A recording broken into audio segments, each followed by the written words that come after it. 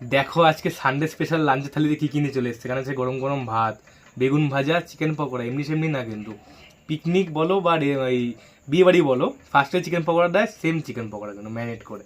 এটা আমাদের চ্যানেলে শর্টসে পেয়ে যাবে।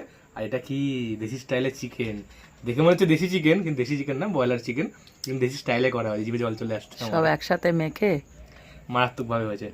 এই রেসিপিটা তোমরা আমার চ্যানেলে বড় ভিডিওতে পেয়ে যাবে, আর এটা শর্টসে পেয়ে যাবে।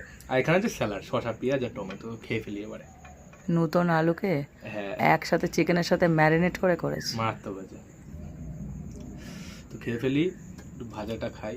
আর ভাজার দিকে মন নেই আজকে। চিকেন পকোড়া তাকিয়ে আছো, বেগুন ভাজা খাবে? যাও, কালারটা দাও খালি।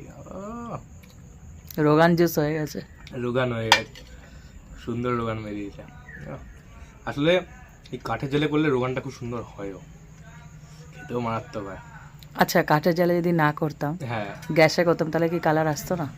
অবশ্যই। বল যে ম্যারিনেশনের জন্য হ্যাঁ, এসছে, তাও ঠিক। কাঠের জালে ফ্লেভার আসে। মন প্রাণ জুড়িয়ে গেল। কেমন হয়েছে? মারাত্মক। চিকেন খেলে এইভাবে খেতে হয়, হ্যাঁ, ব্রয়লার মুরগি নালে ভালো লাগে না। পকোড়াটা দুর্দান্ত। লালকাট খাই নাকি? একটা শসাকে কে স্যালাড খায়?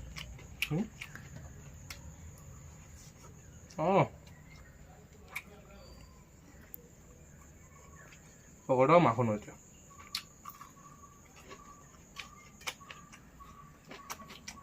দুর্দান্ত।